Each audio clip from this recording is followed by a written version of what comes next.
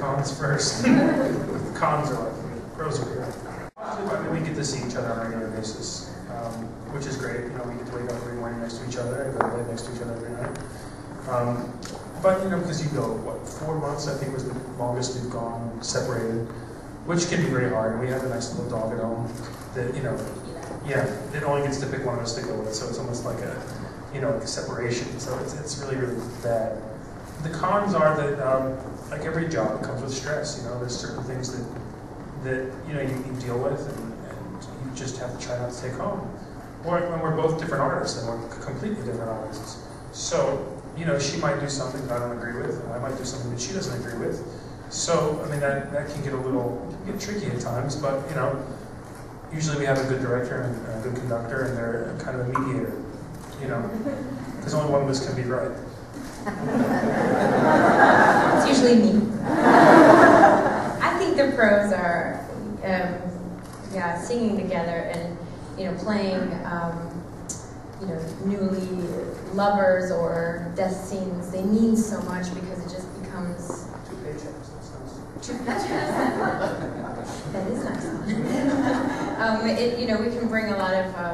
Obviously, he's my treasure in this whole world. So, you know, when we're in a scene and it's about love and death, you feel it to maybe a greater deal, if it's possible, because usually you're using your imagination. I mean, I've never experienced death, or someone close to me, or being with someone who is dying. I haven't had that experience yet.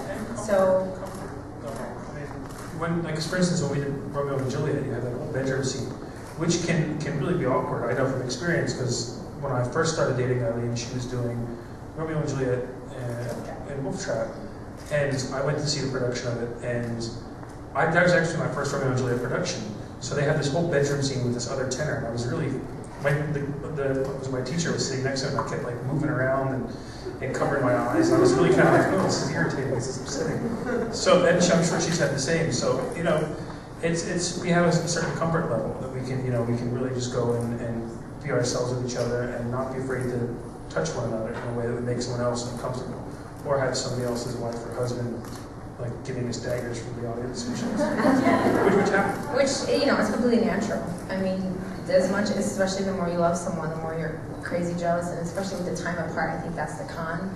You really have to keep rebuilding and communicating and settling each other down that everything is good, and you're not, you know, it is, that's probably a difficult part, but I think we're going on 4 years of marriage, and we were best friends in school, which is how we met, and yeah, we started dating when we first studied Bohem. Yeah. We went to school at the Academy of Vocal Arts in Philadelphia, and it's a 4-year program focused on just operatic study and sacred literature and Russian concerts, but once a year. So we had 4 operas, and we were a year apart. So you came in the door, I remember, for an audition. I was working at the front desk, and I think he met me before, but anyway, once he enrolled, I don't remember things very well. And he was very shy, so it's kind of difficult to relay the whole story. But we were cast together, but we were just friends and dating other people, so we complained to each other about everything. And finally, in our 3rd year, we were in Bohem, and he was single, and my 3rd year, his 2nd year. I'm an older woman. Cougar Town here.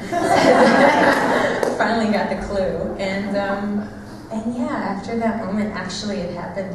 He invited me dancing, and I thought, no way you dance. And he's like, well, there's a salsa club right across the street from me, so I'm gonna go anyway. Whether, you know, just call me if you want. And I said, yeah, no, I'm not going, thanks. And I walked to my apartment. I went up, you know, 4th floor, saw my little place, and I thought, this is ridiculous. I'm not gonna spend a Friday night in here. So I called him up and said, Stephen, come and get me.